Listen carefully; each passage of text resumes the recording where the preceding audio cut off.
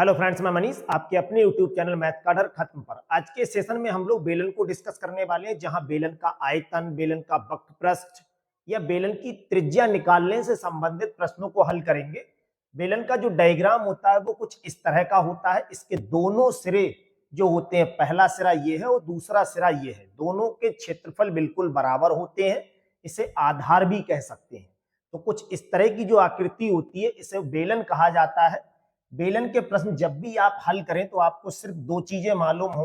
एक तो इस बेलन की ऊंचाई कितनी है या लंबाई कितनी है ये मालूम होना चाहिए। दूसरा इसकी त्रिज्या कितनी है ये मालूम हो, यानी आर और एच का मान अगर आपको मालूम है तो बेलन के प्रश्न में आपसे कुछ भी पूछा जाए उसे आप इजिली बता सकते हैं। सबसे पहला फार्मूला तो यही बनता है कि इसका आयतन कितना होगा। तो बेलन के आयतन का फार्मूला आपको याद रखना पड़ेगा। आयतन का मतलब है इस बेलन के अंदर कितनी हवा या कितनी पानी। अगर कोई बेलनाकार बर्तन इस टाइप का है तो कोई पूछे आपसे इसका आयतन क्या होगा। आयतन का मतलब है इस पूरे बर्तन में कितना पानी आ रहा है। इस आयतन के लिए कभी कभी ये कह के भी पूछा जाता है कि इस बर्तन की आप धारिता बताओ। धारिता का मतलब भी यही हुआ, आयतन बताना है। तो आयतन का जो फार्मूला होता है वो पाई आर स्क्वायर एच होता है। इसके बाद इसका वक्रपृष्ठ की बात करते हैं, सरफेस एरिया। वक्रपृष्ठ क्या होता है, देखिए जो जगह इसके बाहरी पृष्ठ के लिए वक्रपृष्ठ कहते हैं, जहां जहां पे हम रंग कर सकते हैं। तो देखिए अगर ये कुछ बर्तन इस तरह का एक पेन है, ये बेलनाकार बर्तन है, तो इसकी आप ये देखिए, ये जो जगह दिख रही है साइडों से यहां आप रंग कर सकते हैं, ये वक्रपृष्ठ है। और देखिए इसकी ये आधार का क्षेत्रफल जो ऊपर छत होगी और इसी तरह से एक नीचे होगी, इसे आधार का क्षेत्रफल कहेंगे, यहां भी रंग कर सकते हैं। लेकिन ये संपूर्ण पृष्ठ पूछा जाएगा तब टोटल सरफेस एरिया में बताना है। वक्रपृष्ठ का मतलब केवल बाहरी पृष्ठ बताना है, जिसका फार्मूला होता है 2 पाई आर एच।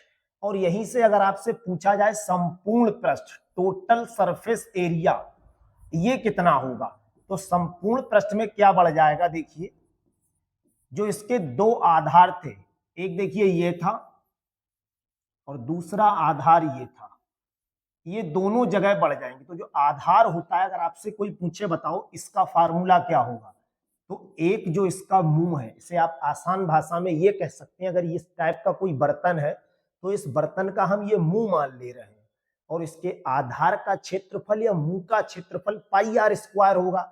जितना क्षेत्रफल इसका होगा उतना ही क्षेत्रफल इसका होगा। तो एक पाई आर स्क्वायर और एक पाई आर स्क्वायर, इसे हम कहेंगे। देखिए वक्रपृष्ठ तो जो होता है वो होगा ही होगा, इसमें 2 पाई आर स्क्वायर और जोड़ देंगे। तो इसी फार्मूले को आप कुछ इस तरह से भी कह सकते हैं, अगर 2 पाई आर हम कॉमन ले लें दोनों से तो यही फार्मूला हमें कुछ ऐसा दिखेगा, H प्लस आर के रूप का। अच्छा, यहां से एक फार्मूला और बनता है, आपसे ये पूछा जा सकता है आयतन, वक्रपृष्ठ और संपूर्ण पृष्ठ के अलावा इसके आधार की परिधि की बात कर सकते हैं। तो जो आधार की परिधि का फार्मूला होगा, यानी इसकी लेंथ कितनी होगी, हमसे ये पूछ रहा है, यहां से लेके ये, तो ये एक वृत्त का ही तो चित्र बन रहा है। आधार की परिधि, इसका जो फार्मूला बनेगा वो 2 पाई आर होता है। जो वृत्त की परिधि का फार्मूला होता है वही इसकी परिधि का फार्मूला होगा। और अगर आपसे पूछा जाए इस जगह का क्षेत्रफल कितना होगा, तो इसे हम कहेंगे बेलनाकार बर्तन के आधार का क्षेत्रफल, या जो आपके नल होते हैं, टंकी होती है, पाइप होती है, जिसका मुंह बिल्कुल इस तरह का हो गोल, तो उसके मुंह का क्षेत्रफल कितना होगा, इसे हम यहां पे कहेंगे इसके आधार का क्षेत्रफल, जिसका फार्मूला होगा पाई आर स्क्वायर। और इसमें जो पाई लिखा हुआ है ये आपको दिख रहा है, तो पाई की जो वैल्यू है वो आप या तो 22/7 का प्रयोग करेंगे या फिर पाई की जगह पर 3.14 का यूज करेंगे। जैसा भी क्वेश्चन में कहा हो वैसा आप यूज कर लेंगे। इसमें कोई बाउंड, कभी कभी क्वेश्चन में आपको बाउंड किया जाएगा कि भाई पाई की जगह पे 3.14 का यूज कीजिए, तो आप इसे प्रयोग कीजिए। कहीं कहीं पे ये लिखा हुआ होगा तो आप इसे प्रयोग कीजिए। और अगर कुछ नहीं लिखा है तो आप अपनी सुविधा के अनुसार जो आपका मन करे वो वैल्यू यूज कर सकते हैं। या तो क्वेश्चन में हमें बाउंड किया जाए कि नहीं भाई आपको यही वैल्यू लगानी है तो यही लगाओ, वरना आप दोनों में से कोई सी भी वैल्यू यूज कर सकते हैं। तो आज के सेशन का पहला क्वेश्चन देखते हैं। है बेलन का वक्रपृष्ठ 660 वर्ग सेंटीमीटर है और ऊंचाई 10 है, तो हमें व्यास बताना है। देखिए ये अपनी क्या दे रखी है, हाइट दे रखी है। वक्रपृष्ठ हमारा दे रखा है 660, जबकि वक्रपृष्ठ का हमारा फार्मूला होता है 2 पाई आर एच, बराबर में कितना लगा देंगे 660। अगर देखिए 2 यहाँ पे ऐसे ही लिखें, पाई की वैल्यू यहाँ पे हमें बाउंड नहीं किया है कि क्या लगानी है, तो 22/7 का प्रयोग कर ले रहे हैं। आर का मान हमें यहाँ पे बताना है, क्योंकि व्यास अगर बताना है तो व्यास तभी बता सकते हैं जब हमें त्रिज्या मालूम हो। और h की जगह पे हम क्या लगा सकते हैं, यहाँ पर 10 लगा सकते हैं, बराबर में 660। इस जीरो से देखिए ये जीरो कैंसिल हो जाएगा। इस 22 से अगर इसे डिवाइड करेंगे तो ये 3 पर जाएगा, इधर बचेगा 2/7 और इधर r बराबर में क्या चल रहा है हमारा 3। अगर इस 2/7 को यहां से हटाएंगे तो 2/7 जब यहां लाएंगे तो ये बन जाएगा अपना 7/2, और इसे कुछ हम लिख सकते हैं 7×3=21/2। ये अपना क्या आ गई त्रिज्या। जबकि हमें क्या बताना है, व्यास बताना है, और व्यास क्या होता है, त्रिज्या का दुगना होता है। तो 21/2 का दुगना कितना करेंगे भाई, इसमें 2 से गुणा केवल हमें करनी है।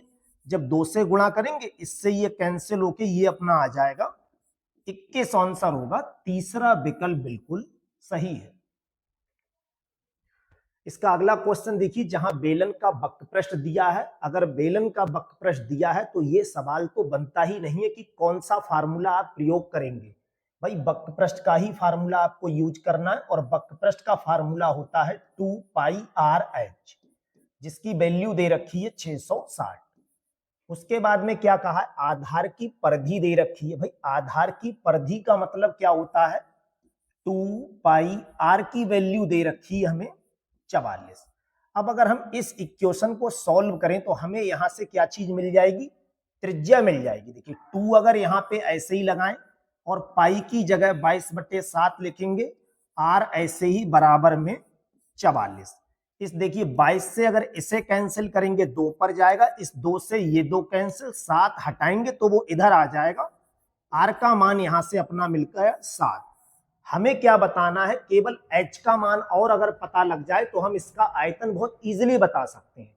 अब देखिए जहां 2 पाई r लिखा हुआ है, इतने क्वेश्चन की जगह पे हम 44 लिख सकते हैं, और जैसे ही हम यहाँ पे 44 लिखेंगे हमें h का मान यहां से मिल जाएगा। इसकी वैल्यू दे रखी है 660। अगर 22 से इसे काटेंगे 2 पर और 22 से इसे काटेंगे तो ये 30 पर, 2 से 30 को काटेंगे तो ये 15 पर, h का मान यहां से आ जाएगा 15। h भी मालूम है, r भी मालूम है। हमसे पूछा क्या है, आयतन। आयतन का फार्मूला आप जानते हैं, पाई आर स्क्वायर एच। तो पाई की जगह पे 22/7 लगा दे रहे हैं, आर की जगह पे त्रिज्या जिसे 2 बार लिखेंगे क्योंकि आर स्क्वायर होता है, और एच की जगह पे क्या लगा दे रहे हैं 15। एक 7 से देखिए एक 7 कैंसिल हो जाएगा। 22 और 7 की जब आप गुणा करते हैं तो आपको अच्छे से पता है 154 होता है, और 154 में अगर आप 15 से गुणा करेंगे तो ऐसा ऑप्शन जिसके लास्ट में 0 हो, 2 के लास्ट में 0, तो अपने लोगों को गुणा करनी पड़ेगी। 15 चौक 60 होगा, 15 पंजे 75, और 60 कितना होगा 81। 8 हासिल, 15 एकम 15, और 8 कितना होगा 23, 2310। दूसरा ऑप्शन बिल्कुल सही है। पूरी मेंसुरेशन के जितने भी क्वेश्चन होते हैं, केवल इनमें 1-2 लाइन बस बढ़ जाती, बाकी बेसिक गुणा भाग पर आधारित होते हैं, आपको सिर्फ कैलकुलेशन हो।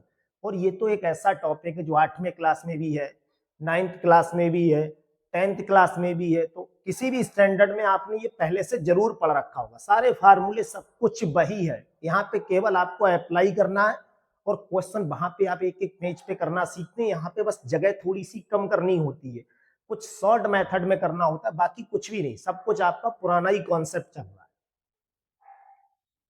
अगला क्वेश्चन, जहां बेलन का वक्रपृष्ठ दिया है तो फिर वक्रपृष्ठ का सीधे आप फार्मूला अप्लाई कीजिए। 2 पाई आर एच की वैल्यू कितनी दे रखी है 616 और ऊंचाई दे रखी है 14। ये h का मान दे रखा है, त्रिज्या हमें बतानी, जहां h लिखा है वहां पे क्या लगा देना है 14। दो ऐसे ही पाई की जगह पर 22/7, r की जगह हमें बताना है और h की जगह पे 14 बराबर में 616। देखिए अगर इस 7 से हम इसे काटें तो ये 2 पर जाएगा और इस 2 से अगर 616 को काटेंगे तो ये 308 पर जाएगा। अब 308 देखिए 22 से डायरेक्टली कटता है, 22 एकम 22 होगा, 8 बचा यहां से 88, 22 चौक 88 और इस 2 से ये 14 जाएगा 7 पर। अपना आर का जो मान होगा वो 7 सेंटीमीटर होगा। दूसरा ऑप्शन बिल्कुल सही है। बेलन का आयतन दिया है तो आगे तो आपको पढ़ने की जरूरत ही नहीं, सीधे आयतन का फार्मूला लगाइए। आयतन का फार्मूला अपना होता है पाई आर स्क्वायर एच, इसकी वैल्यू दे रखी है 2156 और ऊंचाई कितनी दे रखी है 14 सेंटीमीटर। ये एच का मान है, त्रिज्या हमें बतानी है। इस एच की जगह पे बस 14 अप्लाई करना है, पाई की जगह पे लिखेंगे 22/7, आर की जगह पे अभी हमें पता नहीं है और एच की जगह पे लगा देंगे ऊंचाई दे रखी है बराबर में 2156। इस 7 से देखिए अगर इसे काटेंगे तो ये 2 पर जाएगा और इस 2 से अगर इसे काटेंगे देखिए 2 एकम 2 और ये बन जाएगा 2 सत्ते 14, एक साथ 2 अंक लिए तो 0 लगेगा, एक बच्चा 2 अट्ठे 16। आप 22 से इसे डायरेक्टली अगर काटना चाहे डायरेक्ट काट दीजिए, वरना 11 से कट रहा होगा, देखिए 2 से अभी और कट जाएगा। अगर इसे हम 2 से काटेंगे तो ये 11 पे जाएगा, 2 से काटेंगे तो देखिए 2 पंजे 10 हो गया, 2 तिया 6 हो गया, यहाँ बचा होगा एक, 2 नेम 18। क्या ये 11 से कट रहा है? देखिए 11 चौक 44 होता है, 9 बचा 11 से कट रहा है। अगर 11 से इसे डिवाइड करेंगे 11 चौक 44, 9 बचा, 11 नेम 99। स्क्वायर अगर यहां से हटाएंगे तो 49 पे क्या लगेगा वर्गमूल, और 49 का वर्गमूल कितना होता है 7। दूसरा ऑप्शन बिल्कुल सही है। इसका अगला क्वेश्चन, जहां बेलन का वक्रपृष्ठ दिया है, भाई वक्रपृष्ठ दे रखा है तो वक्रपृष्ठ के फार्मूले के बराबर बस आपको ये वैल्यू रखनी है, बाकी कुछ नहीं करना है। ऊंचाई दे रखी है, एच की वैल्यू हमें मालूम है, त्रिज्या पता लग जाएगी। वक्रपृष्ठ का फार्मूला होता है 2 पाई आर एच और बराबर में कितना दे रखा है 440।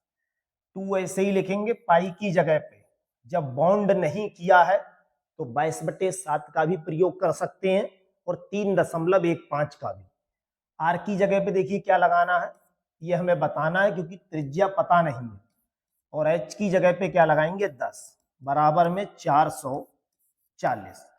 एक जीरो से देखिए सबसे पहले ये जीरो जाएगा, 22 से इस 44 को काटेंगे 2 पर और इस 2 से ये कैंसिल, यहाँ 1 बचा होगा, ये 7 अगर हटाएंगे नीचे से तो वो 1 के पास पहुंचेगा, 7 एकम 7। आर का मान कितना आ जाएगा 7 सेंटीमीटर। दूसरा ऑप्शन बिल्कुल सही है। नीचे से 7 जब हटाएंगे वो इधर आ जाएगा। अगर यहाँ 2 लिखा होता तो 7 की गुणा 2 से हो जाती, 3 लिखा होता तो 7 की गुणा 3 से हो जाती। अगला क्वेश्चन, जहां बेलन का वक्रपृष्ठ दे रखा है, ये हो गया वक्रपृष्ठ और आयतन, दोनों चीजें दे रखी, तो हमें त्रिज्या और ऊंचाई में अनुपात बताना है। भाई वक्रपृष्ठ का मतलब 2 पाई आर एच, इसकी वैल्यू दे रखी है 264। एक लाइन तो हमें ये मालूम। दूसरी, आयतन दे रखा है, आयतन का मतलब पाई आर स्क्वायर एच की वैल्यू कितनी दे रखी है 924। एक ये मालूम। दोनों में हमें क्या करना है, त्रिज्या और ऊंचाई का अनुपात बताना है। अगर इस समीकरण को हम इससे भाग करें तो यहां से हमें आर या एच दोनों में से किसी एक की वैल्यू जरूर पता लग जाएगी। अब जरूरी नहीं कि इसे भाग करें, उसे कर दीजिए। अगर इसके नीचे हम यहां से वक्रपृष्ठ लिखेंगे तो वक्रपृष्ठ का फार्मूला 2 पाई आर एच है और बराबर में क्या दे रखा है 264। देखिए ये 4 से कट रहा है, इधर क्या क्या कट रहा है, पाई से पाई कट जाएगा, एक आर कटेगा और एक एच कट जाएगा। इधर देखिए इस 2 से अगर इसे काटेंगे तो 2 एकम 2, 2 तिया 6, 2 दूनी 4, ये तो 2 से कट गया। क्या 132 से ये पूरा पूरा कट रहा है, 4 से तो कट ही रहा होगा। देखिए 4 दूनी 8, ये भी 4 से कट रहा है। अगर इसे 4 से पहले थोड़ा सा और बड़ा ले रहे हैं, यहाँ पे अपना क्या बचा होगा, केवल r बचा होगा। इधर बचा होगा 924 और नीचे बचा होगा 132। अगर इसे कैलकुलेट करेंगे, देखिए 4 से काटेंगे तो 4 दूनी 8, यहाँ 1 4 3 12, 4 एकम 4। इसे अगर 4 से डिवाइड करेंगे, 4 3 12 हो जाएगा, 1 बचा और 4 3 12। ये 3 से डिवाइड हो रहा होगा क्योंकि 3 और 3 6 होता है, और 3 और 2 5 और 1 6। अगर अंकों का योग 3 से कट रहा है तो ये 3 से कट जाएगा। 3 से काटेंगे ये 11 पे, इसे 3 से काटेंगे, देखिए 3 सत्ते 21 होगा, 2 बचा, 3 सत्ते 21, और 11 से सीधे सीधे कितने पे जाएगा, 7 पे। आर का मान यहां से हमें कितना मिल गया, 7। अगर इस आर के मान को हम यहां लगा दें, इस आर की जगह पे, तो सीधी बात हमें एच का मान मिल जाएगा, और हमें आर और एच का अनुपात बताना है। अगर यहां लगाएंगे, देखिए 2 ऐसे ही, पाई की जगह पे 22/7, और इस आर की जगह पे क्या लगाएंगे, 7। एच का मान यहां से हम बताएंगे, और 264 बिल्कुल ऐसे ही लिखेंगे। इस 7 से ये कैंसिल हो जाएगा, इस 2 से देखिए अगर इसे कैंसिल करेंगे तो 2 एकम 2 हो जाएगा, 2 3 6 और 2 दूनी 4। 11 से काटेंगे तो ये 2 पर जाएगा, और इसे 11 से काटेंगे, 11 एकम 11 होता है, 2 बच्चे, 11 दूनी 22। इस 2 से अगर इस 12 को काटेंगे 6 पर, एच का मान कितना आ जाएगा, 6 आ जाएगा। हमें बताना है त्रिज्या और ऊंचाई का अनुपात। तो पहले त्रिज्या है, फिर ऊंचाई है, यानी आर और एच में अनुपात बताना है। तो आर की वैल्यू कितनी है, 7 दे रखी, और एच की कितनी है, 6। 7:6। दूसरा ऑप्शन बिल्कुल सही है। इसका अगला क्वेश्चन, जहां बेलन का आयतन दे रखा है, परिधि दे रखी है, और हमसे वक्र सतह का क्षेत्रफल पूछा है। अगर कभी भी आप ये कंफ्यूजन में रहे कि इसके वक्र सतह का क्षेत्रफल क्या होता है, तो सरफेस एरिया पूछी आपकी, बाहरी पृष्ठ पूछा गया है। आयतन का मतलब ये दे रखा है πr², एच की वैल्यू दे रखी है, जो दे रखी है 2310। और परिधि का मतलब ये आधार की परिधि होगी, ये होती है 2πr के बराबर में, ये दे रखी है 44। अगर यहां से 2 से इसे डिवाइड करेंगे तो ये 22 पर जाएगा, और पाई की जगह पे 22/7 लिखेंगे, आर ऐसे ही बराबर में 22। इस 22 से ये 22 कैंसिल, यहाँ 1 बचा होगा, ये 7 इधर आ जाएगा। आर का मान कितना मिल गया अपने लोगों को, 7। अगर ये आर का मान यहां लगा दे तो सीधी बात है, यहां से अपने लोगों को एच मिल जाएगा, क्योंकि वक्र पृष्ठ तो तभी बता सकते हैं जब हमें आर और एच दोनों मालूम हो। पाई की जगह पे 22/7, आर की जगह पे 7 को 2 बार लिखेंगे, और एच यहां से बताना है बराबर में 2310। एक साथ से देखिए ये कैंसिल हो जाएगा। अगर यहां से अपने लोग इसे कैंसिल करें, देखिए 2 से अगर डिवाइड करेंगे तो ये 11 पे जाएगा, 2 से अगर डिवाइड करेंगे, 2 एकम 2, 2 एकम 2, यहाँ 1 बच्चा, 2 पंजे 10, यहाँ 1 बच्चा, 2 पंजे 10। अगर इसे 11 से देखिए डिवाइड करेंगे तो ये अपना आ जाएगा 11 एकम 11 और 11 पंजे 55। एक जीरो लगेगा क्योंकि एक साथ 2 अंक लिए थे। 105 के लिए अगर 7 से करेंगे तो ये 15 पर जाएगा। एच का मान कितना आ जाएगा, 15। आर भी मालूम है और एच भी मालूम है। अपने लोगों को क्या करना है, सरफेस एरिया बताना है, और सरफेस एरिया कितना होगा, वक्र सतह का क्षेत्रफल कितना होता है, 2πRH। 2 ऐसे ही, पाई की जगह 22/7 और आर की जगह पर 7 और एच की जगह पर 15। एक साथ से देखिए एक साथ कैंसिल होगा, 15 और 2 की गुणा कितनी होती है, 30। 30 का 0, 3 बचा, 22 और 3 की गुणा 66। 660 अपना आंसर होगा। पहला विकल्प बिल्कुल सही है। अगला क्वेश्चन, जहां बेलन का आयतन दिया हुआ है तो आयतन का पक्का इसमें फार्मूला लगाना पड़ेगा। ये फार्मूला आपका होता है πr²h, और इसकी वैल्यू दे रखी है 13,860। दूसरा परिधि दे रखी है, तो परिधि का फार्मूला लगाएंगे 2πr बराबर में 132। पूछा क्या है हमसे, वक्र सतह का क्षेत्रफल यानी वक्र पृष्ठ पूछा है। वक्र पृष्ठ आप तभी बता सकते हैं जब आर और एच दोनों का मान मालूम हो। भाई आर का मान यहां से पता करो, 2 से अगर 132 को काटेंगे तो ये 2 छंग 12, 66 पे जाएगा। पाई की जगह पे 22/7, आर ऐसे ही और बराबर में 66। इस 22 से इसे काटेंगे 3 पर और ये 7 इधर जाएगा तो r बराबर आ जाएगा 21। हाइयर कैलकुलेशन का ये क्वेश्चन और कुछ भी नहीं है इसमें। पाई की जगह पे आपको लगाना है 22/7, r की जगह पे क्या लगाएंगे 21, वो भी 2 बार क्योंकि स्क्वायर लगा है। और h का मान यहां से हमें मालूम है, इस क्वेश्चन में नहीं मालूम है। h का मान पहले आप यहां से फाइंड करेंगे और बराबर में दे रखा है 13,860। केवल कैलकुलेशन है इसमें और कुछ भी नहीं है। 7 से इसे काटेंगे तो ये आ जाएगा अपना 3 पे, 3 और 1 4 और 8 12 6 18। 3 से अगर इसे डिवाइड करेंगे देखिए तो ये आ जाएगा 3 चौक 12, एक बचा 3 छक 18, 3 दूनी 6 और ये 0, 4,620 पे। अब ये देखिए किससे जा रहा है 21 से, अगर इसे डिवाइड करेंगे 21 दूनी कितना होता है 42, 4 बचा 21 दूनी 42 और ये 0। अगर इस 22 से इसे डिवाइड करेंगे तो 22 एकम 22 और ये 0। h की जो वैल्यू आएगी वो कितनी आ जाएगी 10। h भी मालूम है और r भी मालूम है। वक्र सतह पूछी हमसे, वक्र सतह का जो क्षेत्रफल होगा वो 2 पाई r h होता है। 2 ऐसे ही पाई की जगह पे 22/7, r की जगह पे लगाएंगे अपने लोग 21 और h की जगह पे 10। इस 7 से अगर इसे डिवाइड करेंगे तो 3 पर जाएगा, 3 और 2 की गुणा 6 होती है और 6 दूनी 12, 6 दूनी 12 और 1 13, 0 ये जो 10 की गुणा करेंगे ऐसे ही 1320। चौथा ऑप्शन बिल्कुल सही होगा। अगला क्वेश्चन, जहां बेलन की त्रिज्या दे रखी है, इसका मतलब ये r हमें मालूम है और क्या दिया हुआ है इसकी लंबाई। लंबाई का मतलब होता है बेलन की हाइट दे रखी है, h का मान दे रखा है 90। तो इसके वक्र सतह का क्षेत्रफल पूछा है। वक्र सतह का मतलब हो गया बाहरी वक्र पृष्ठ पूछा है जिसका फार्मूला होता है 2 पाई आर एच।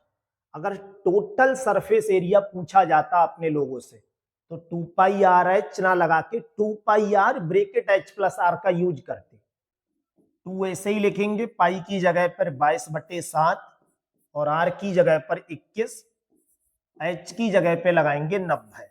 अगर इसे कैलकुलेट करेंगे देखिए 7 से ये कितने पे जाएगा 3 पर। इन सब की अगर गुणा करेंगे 3 और 2 की गुणा करेंगे 6 और 6 की गुणा अगर 22 से करेंगे तो ये आ जाएगा अपना 132। और 132 में अगर 90 से गुणा करेंगे, 0 तो ऐसे ही लिखिए, 9 दूनी 18, 9 तिया 27 और 1 28, 9 एकम 9 और 2 11, 11,880। पहला ऑप्शन बिल्कुल सही है। पूरी मेंसुरेशन में आप इतने क्वेश्चन करने के बाद एक चीज तो बिल्कुल अच्छे से समझ गए होंगे कि इस टॉपिक में केवल और केवल कैलकुलेशन है। और इतने सेशन आप लोगों ने पढ़ लिए, अब ये कैलकुलेशन आपको बस मेंसुरेशन में ही केवल कैलकुलेशन का यूज ज्यादा होता है। यहाँ आप क्या कर सकते हैं, देखिए सवाल को कम करने के लिए भाई इस फार्मूले का यूज मत कीजिए। अगर आपकी कैलकुलेशन अच्छी फिर भी 2 लाइनों में तो ये समझाना ही पड़ेगा। अगला क्वेश्चन देखिए, जहां बेलन की त्रिज्या और ऊंचाई का अनुपात दे रखा है, तो अगर यहां से त्रिज्या निकालेंगे तो 5x और ऊंचाई निकालेंगे तो 7x।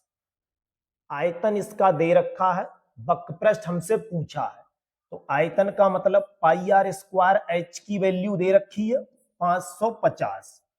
अगर पाई की जगह पे यहाँ 22/7 का प्रयोग करें और r की जगह पे 5x 2 बार लिखेंगे, h की जगह पे 7x बराबर में 550। एक 7 से देखिए ये 7 कैंसिल, इस 5 से अगर इसे काटेंगे तो ये 110 पे जाएगा और इस 22 से अगर इसे काटेंगे तो ये 22 पंजे 110, इस 5 से ये जाएगा तो 1, x कितना हो जाएगा यहाँ 3 और ये बचेगा 1। 1 का घनमूल 1 ही होता है, तो x की वैल्यू कितनी होगी 1। अगर उस 1 को हम यहाँ अप्लाई करेंगे भी, ये वाला 1, तो भी ये 5 ही रहेगी और अगर यहाँ अप्लाई करेंगे तो ये 7 रहेगी। r का मान 5 है और h का मान कितना है 7। वक्रपृष्ठ पूछा है, वक्रपृष्ठ का मतलब सरफेस एरिया जिसका फार्मूला होता है 2 पाई आर एच। 2 ऐसे ही लिखेंगे, पाई की जगह पर 22/7 आर की जगह पर 5, एच की जगह पे 7। इस 7 से ये कैंसिल, 5 और 2 की गुणा 10 और 10 की गुणा 22 से करेंगे तो 220 आ जाएगा। तीसरा विकल्प बिल्कुल सही। पूरे बेलन में या मेंसुरेशन के इस टॉपिक में आप सीधे सीधे समझ लीजिए, आर और एच का खेल है। अगर आपको आर और एच मालूम है तो इस पूरे टॉपिक में कोई ऐसा क्वेश्चन नहीं है जो आपको प्रॉब्लम में डाल सके। हाँ, क्वेश्चन में आर और एच की वैल्यू को छुपा रखा होगा, दिख नहीं रहा होगा। अगर एक चीज दिख रही है तो एक को छुपाया गया होगा। तो बस सबसे पहले आप आर और एच को फाइंड कीजिए, बाकी चाहे कुछ भी पूछा जाए सब आप इजिली बता देंगे। अगला क्वेश्चन, जहां बेलन का आयतन और वक्र पृष्ठ बराबर है तो इसकी त्रिज्या पूछिए। भाई बेलन का आयतन किसके बराबर कह रखा है? वक्र पृष्ठ के। तो आयतन और वक्र पृष्ठ अगर बराबर है तो उसकी त्रिज्या का मान कितने यूनिट होगा? आयतन का मतलब पाई आर स्क्वायर एच होता है और वक्र पृष्ठ का मतलब है 2 पाई आर एच। एक पाई इससे कैंसिल हो जाएगी, एक आर इससे, एक एच इससे, तो यहां बचेगा आर और इधर बचेगा 2। आर का मान कितना होगा? 2 यूनिट होगा। पहला ऑप्शन बिल्कुल सही है। हलवा क्वेश्चन होंगे बिल्कुल, अगर आपको ठीक से फार्मूला याद। अब इस क्वेश्चन में क्या करना था, केवल आयतन और वक्र पृष्ठ बराबर, आपको बस बराबर में लिखना था। आर का मान अपने आप पता लग गया, कुछ भी तो नहीं करना है। तो फार्मूले याद करने का एक फायदा ये भी है कि कोई क्वेश्चन अगर आपको बहुत इजी लेवल का आ जाएगा और इस क्वेश्चन को आधे से ज्यादा बच्चे बहुत कठिन लेवल में मानेंगे, क्योंकि वो कहेंगे यहाँ तो कुछ मालूम ही नहीं है। भाई जो कहा है वो करके तो देखो, दोनों चीजें बराबर में लगाओगे किसी ना किसी का मान अपने आप मिल जाएगा। दो बेलनाकार बर्तन है जिनमें एक समान पानी भरा है, इसका मतलब ये हुआ दोनों का आयतन बराबर है। पहले का आयतन और दूसरे का आयतन दोनों इक्वल है। फिर क्या कहा है? उन बर्तनों के व्यास का अनुपात, ये व्यास का अनुपात दे रखा है। तो पहले वाले का व्यास अगर यहां से निकालें, फर्स्ट का व्यास, तो वो आ जाएगा अपना 2x, और सेकंड का अगर व्यास निकालेंगे तो वो आ जाएगा अपना 3x। उनकी ऊंचाइयों का अनुपात कितना होगा? अगर यहां से हम पहले की त्रिज्या निकालेंगे तो सीधी सी बात है, हम क्या करेंगे, इसका आधा करेंगे, और अगर दूसरे की त्रिज्या निकालेंगे तो इसका आधा करेंगे, क्योंकि त्रिज्या क्या होती है? व्यास की आधी होती है। पहले के आयतन का फार्मूला होता है पाई आर स्क्वायर एच, लेकिन चूंकि ये पहला है तो 1 लगा दो। दूसरे के आयतन का formula pi r square h, तो ये दूसरा है तो यहाँ 2 लगा दो। पाई से पाई क्या होगा? कैंसिल। जहां R1 लिखा हुआ है, इस 2 से देखिए ये 2 भी कैंसिल कर सकते हैं, तो ये कितनी आ जाएगी? केवल x मानी जाएगी। इसका x रेशियो है, ये 3x/2 रेशियो, और आप कैंसिल नहीं कर रहे तो भी कोई दिक्कत नहीं। तो जहां R1 लिखा हुआ है वहां पे हम क्या लिख सकते हैं? x square. H1 हमें बताना है, इस R2 की जगह हम क्या लिख सकते हैं? 3/2 x का होल स्क्वायर, और ये H2। अगर इसे कैलकुलेट करेंगे तो ये x स्क्वायर H1, ये बनेगा 9x स्क्वायर बटे 4, और ये H2। इस x स्क्वायर से x स्क्वायर कैंसिल, 4 यहां से हटाएंगे यहां पहुंचेगा, तो ये बनेगा 4H1 बराबर में 9H2। अगर इसे हम कुछ रेशियो में लिखेंगे H1 और H2, तो आप अच्छे से जानते हैं जब बराबर में कहीं ऐसे लिखा हुआ हो, H1 के पास जो लिखा है वो H2 का बता रहा है, और H2 के पास जो लिखा है वो H1 को।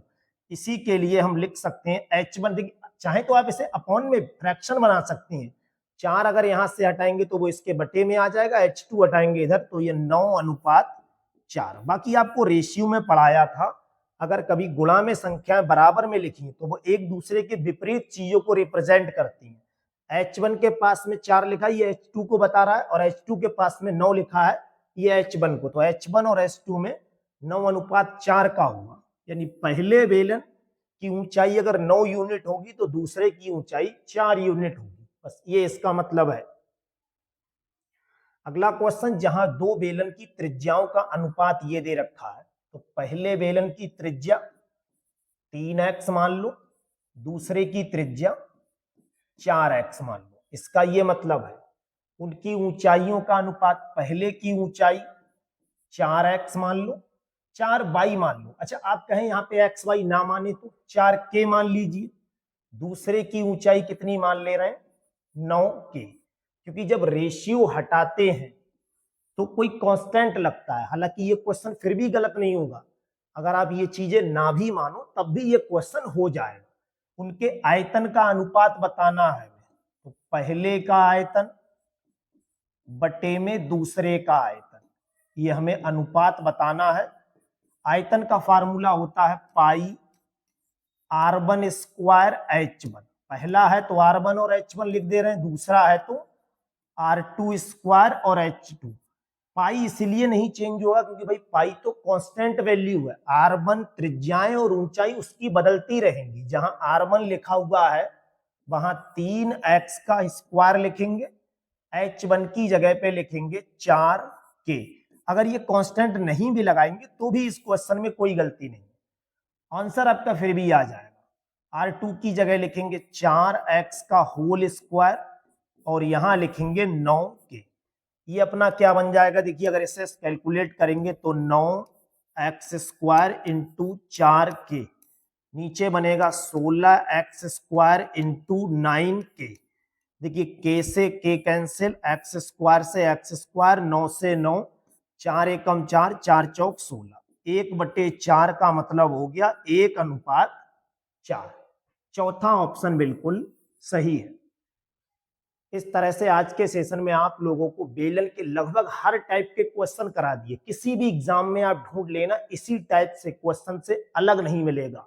कोई सा भी क्वेश्चन आप मिला के देख लीजिए, एक एक क्वेश्चन यहाँ पर चुना हुआ था। एसएससी, सीजीएल, एमटीएस से उठाए हुए ये क्वेश्चन थे जो आपको सभी करा दिए। और मेंसुरेशन बड़ा छोटा सा टॉपिक होता है इसका, बेलन इसमें ज्यादा कुछ होता नहीं है। 15 क्वेश्चन कराएं आप, ये सभी क्वेश्चन अगर अच्छे से तैयार कर लेंगे तो किसी भी एग्जाम में जिसमें मेंसुरेशन आता है वहां से इससे बाहर का क्वेश्चन आपका बनेगा नहीं। तो आप इजीली इन सभी क्वेश्चनों को तैयार कर लीजिए। डिस्क्रिप्शन में टेलीग्राम का लिंक दिया है जहां से आपको ये पूरी पीडीएफ फाइल ऐसी ही सॉल्यूशन सहित मिल जाएगी। आज का सेशन कैसा लगा ये आप कमेंट सेशन में जरूर बताइएगा। Thank you.